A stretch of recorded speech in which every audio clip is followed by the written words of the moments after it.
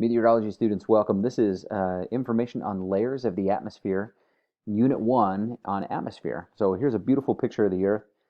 You'll notice that the atmosphere is like this haze, almost this envelope that encircles our planet. And there are layers in there that you can't particularly see. There are some clues that they're there, but we're going to talk about 5 main layers of the atmosphere. And my narration ought to tell you pretty well which information you'll be tested over. Okay, so the layers we're going to take a look at are based off of temperature. So we want you to know the layers of the atmosphere based on temperature as it changes from the ground going up. And we'll revisit a little bit later in these slides what temperature is actually measuring. Okay, so here's an image I want you to become pretty familiar with. We don't need you to memorize numbers, but what we need you to see here is that there are layers of the atmosphere, and this red line shows a pattern that's happening as you go up through the atmosphere. Okay? Look at the bottom here. The scale is temperature. The red line swings to the right, the temperatures are increasing. And as the red line swings to the left, the temperatures are decreasing. So our main layers of the atmosphere, we have the troposphere, the stratosphere, mesosphere, thermosphere, and then not pictured here on top of that would be the exosphere. Okay? And each layer in between it has one of these pauses. We'll revisit that a little bit later today as well. Okay? Take a look at the temperature profile first. I want you to see this. As you go up through the troposphere where we live, this red line is moving to the left. You probably have some real life experience with this idea that as you go up in altitude or elevation, the air is colder up there as you move further away from the surface of the Earth. And that's mainly due to the fact that the air where we live down here in the troposphere is heated as the sun heats the ground, and then the ground heats the air right next to it, and warm air rises, colder air fills in, and there's this circulation, which is related to the troposphere. So it cools off as you go up through the troposphere, and look what happens in the stratosphere. The temperature profile switches, and it actually gets warmer as you go up through the stratosphere. In the mesosphere, we switch again, and the temperature profile swings back to the left, reaching some of the coldest temperatures in our atmosphere. And then in the thermosphere, it flips again, and there's an increase in temperature as you go up throughout the thermosphere. This is where the warmest temperatures are reached in our atmosphere. So know that temperature profile, that zigzag. If you can just remember in the troposphere that the temperature gets colder as you go up, then you can remember, hopefully after that the temperature profile just zigzags back and forth. All right? Notice in the pauses, we do have these lines going straight up, which means there's no change in temperature. Each of the pauses gets its name from the fact that the temperature doesn't change in those areas and it holds constant. All right? So here's a little bit of information quickly about each layer. I want you to know the names and the order of the layers of the atmosphere, but also we'd like you to be aware of some fact, some information. It's not necessary that you memorize all these facts, but you should be able to comment on at least one thing about each layer of the atmosphere. Okay? Most of the mass of our atmosphere, the nitrogen, the oxygen, the argon, and other trace gases are located in the troposphere. 75% of it. Gravity's pulling the atmosphere down close to the surface of the Earth. Okay?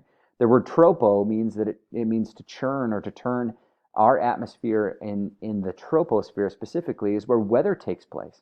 And there's a lot of movement, circulation up and down and towards the poles as well. So a lot changes there. And this is the layer that we live in right next to the ground. So we ought to be most familiar with the troposphere. Okay? The stratosphere is a layer right above it. About 24% of our atmosphere is located, mass-wise at least, in the stratosphere. So if you remember 75% in the troposphere, 24% in the stratosphere, that doesn't leave a whole lot of atmosphere mass to be located in those upper levels. The air is very, very thin up there, and that's what we mean. There's not a lot of air molecules up there, okay? 90% of our ozone layer, however, is found in the upper part of the stratosphere, which is a huge protection for Earth as it absorbs a lot of the UV radiation from the sun. So we're grateful for it. We need that ozone layer there. If that ozone is located closer to the surface of the Earth, that would be bad news. It would be considered a pollutant, and it would not be good for us to breathe in. Although ozone is made up completely of oxygen, it's not the type of oxygen that's good for us to breathe in. The amount of water vapor in the stratosphere is incredibly low. You don't find clouds in the stratosphere. Now, I normally stay away from very strong definitive statements like never or no, but it would be a rare thing for you to find clouds located in the stratosphere. Okay? Now, the mesosphere is right on top of the stratosphere. This is an interesting layer. As it says here, about 40 tons of meteors fall towards our Earth every single day, and the mesosphere is one of our first defenses at burning those up. As material moves through the mesosphere very quickly, there's enough air friction to raise the temperature of those objects, and most of it burns up before it ever reaches planet Earth. Okay? It is also mentioned here, as we saw from that image, that temperature profile. This is where we find the coldest temperatures in our atmosphere, in the mesosphere. The thermosphere, as you might have guessed from thermo, the highest temperatures are reached here in this layer of the atmosphere. It's way, way, way up there, but incredibly thin, not a lot of air molecules up there. Okay? It's still considered to be part of Earth's atmosphere, but incredibly low air density. The molecules are not packed nearly as closely in the thermosphere as they are in the troposphere, where we live. Okay? Just to give you an example, right now, in the moment that you're watching this video, every second, there's somewhere close to a billion molecules that are bumping into you. That's a rough estimate, but there's a lot, right? That's about the same or close to the number of stars in our galaxy, right? So if those molecules are bumping into you, they are either transferring energy to you or removing energy from you, which would cause us sometimes to feel hot or sometimes to feel cold.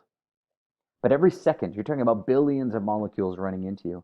Whereas in the thermosphere, you could have one molecule, and the next closest molecule could be up to a kilometer away, right? Almost a mile away. It's incredibly thin. There's not a whole lot of mass and atmospheric particles located up there. Now, here's the very last statement on here is one that I want to point out to you. The temperature in the thermosphere can get up to around 2,000 degrees Fahrenheit. However, if you and I went there, if we took a field trip to the thermosphere, we'd be in danger of freezing to death. There's a disconnect in our minds between what temperature is and what heat and cold actually are. And in the thermosphere, it's different than where we live down here in the troposphere. We'll explain that a little bit later, why it would feel cold, although the temperatures incredibly hot up there. Exosphere. This is, typo, got to fix it, Mr. Call. Get on it. The exosphere is that official kind of last layer before we get to outer space, although it would feel like outer space much sooner than the exosphere if you were taking a trip up there. Look at this. It begins 311 to 621 miles from Earth's surface. Why such a big window? Our atmosphere is not a rigid barrier. And so each layer does have a little bit of ebb and flow as far as how thick it is and how far it stretches. Okay? But the beginning of that, of the exosphere, falls within that window, and then the end is approximately 6,200 miles from Earth's surface.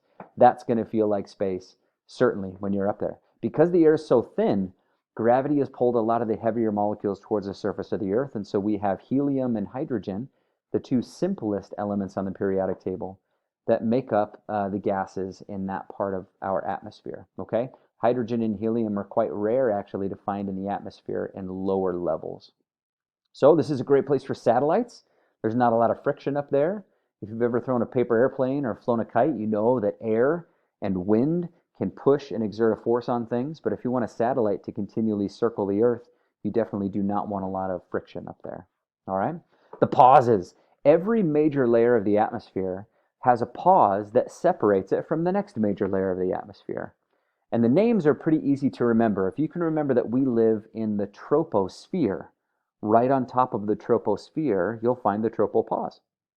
And that pattern continues. You have the stratosphere, and right on top of the stratosphere, you have the stratopause. And then the mesopause and the thermopause. It follows that same pattern all the way up. The reason we name these pauses is because the temperature in the pause does not heat up or cool down. It holds constant. That's a tough thing to see, but all around the world, 2 times a day, weather balloons with instrumentation attached to them are sent up through the atmosphere. And they're reading different things like temperature and pressure and humidity as they go up through the atmosphere.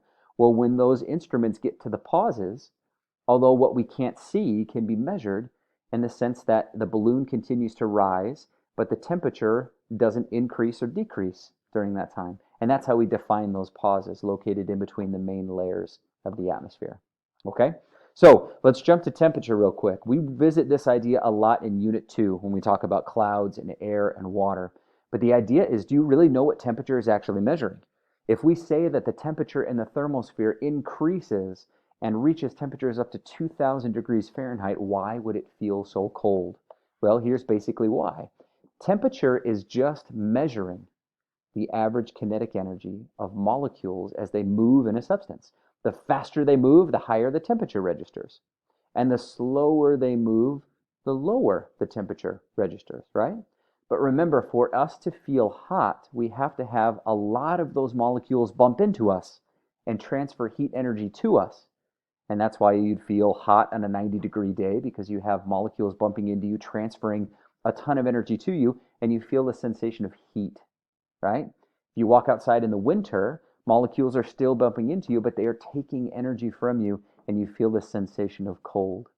Well, if you go to the thermosphere, you better believe those air molecules are flying around incredibly fast.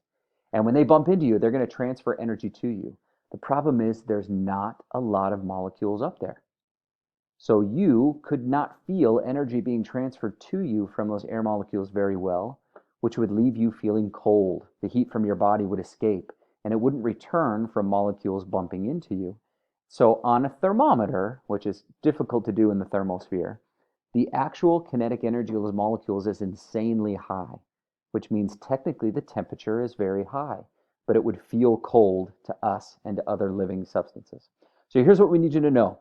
Go back through these slides, and we want you to be on the hook for naming the layers of the atmosphere. Know the troposphere, the stratosphere, the mesosphere, the thermosphere, the exosphere. Know the names of the pauses and the order from the ground going up. Okay?